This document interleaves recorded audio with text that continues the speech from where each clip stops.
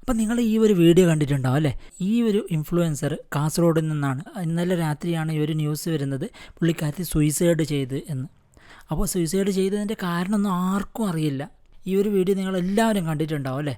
അപ്പോൾ നല്ല രീതിയിൽ നമ്മളെ ഒരു എൻ്റർടൈൻ ചെയ്യിക്കുന്ന ഒരു നല്ലൊരു ഇൻഫ്ലുവൻസർ ആയിരുന്നു. ഇപ്പോൾ ലാസ്റ്റ് വീക്ക് നോക്കിക്കഴിഞ്ഞാൽ ഒരു വീഡിയോ ഉണ്ട് അതിൽ.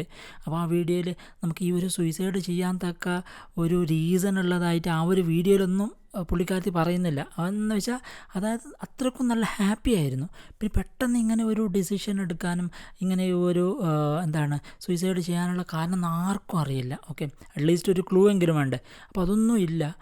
അപ്പോൾ പെട്ടെന്നാണ് ഇപ്പോൾ ഈ രാവിലെ നോക്കുമ്പോൾ പുള്ളിക്കാരത്തി സൂയിസൈഡ് ചെയ്തു എന്നാണ് നമുക്ക് വാർത്ത വരുന്നത്. അപ്പോൾ ഇതിൻ്റെ കാരണമൊന്നും ആർക്കും അറിയില്ല.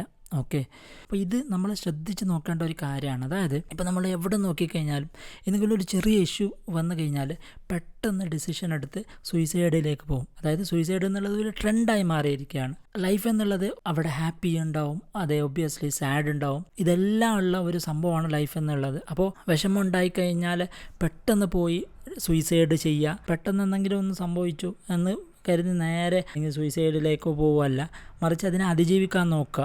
ഓക്കെ, ഈ ഒരു നാട്ടിൽ ജീവിക്കാൻ പറ്റുന്നില്ല, ഈ ഒരു നാട് വിട്ട് വേറെ നാട്ടിലേക്ക് പോവാം, അവിടെ നിങ്ങൾക്ക് ജീവിക്കാൻ പറ്റും, എവിടെയെങ്കിലും ജീവിക്കാൻ പറ്റും. ചിലപ്പോൾ ആ ഒരു ജീവിതം എന്നുള്ളത് ഇവിടത്തേക്കാളും നല്ല ജീവിതമായിരിക്കും.